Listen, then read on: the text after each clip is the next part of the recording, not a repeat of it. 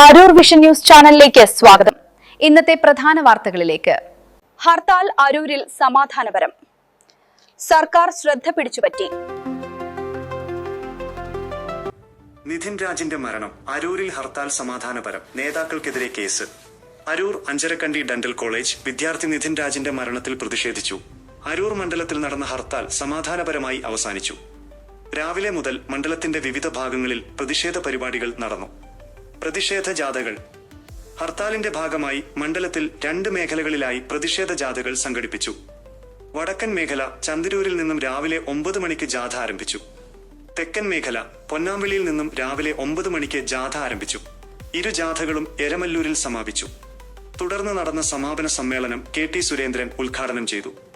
ബാലൻ അരൂർ അധ്യക്ഷത വഹിച്ചു. ജനജീവിതത്തെ ബാധിച്ചു. പൊന്നാമ്പള്ളി മുതൽ കൊച്ചുവള്ളിക്കവല വരെയുള്ള വ്യാപാര സ്ഥാപനങ്ങൾ പൂർണ്ണമായും അടഞ്ഞുകിടന്നു. ചേർത്തല എറണാകുളം റൂട്ടിലോടുന്ന സ്വകാര്യ ബസ്സുകൾ സർവീസ് നടത്തിയില്ല.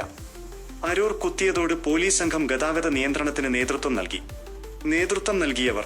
പ്രതിഷേധ പരിപാടികൾക്ക് OK സന്തോഷ്, ഷാനി M ചന്ദ്രൻ, അജയൻ കുഞ്ഞ്, VV Kamaldas, K Udayakumar, VK Sajeevan, VK Chandrappan, V Sajan Bhim, കുട്ടി K ശശി, സുരേഷ് എന്നിവർ നേതൃത്വം നൽകി. പോലീസ് നടപടി. ഹർത്താലുമായി ബന്ധപ്പെട്ട് കണ്ടാലറിയാവുന്ന 10 നേതാക്കൾക്കെതിരെ പോലീസ് കേസ് രജിസ്റ്റർ ചെയ്തിട്ടുണ്ട്. അനിഷ്ട സംഭവങ്ങളൊന്നുമില്ലാതെ ഹർത്താൽ സമാപിച്ചതായി പോലീസ് അറിയിച്ചു.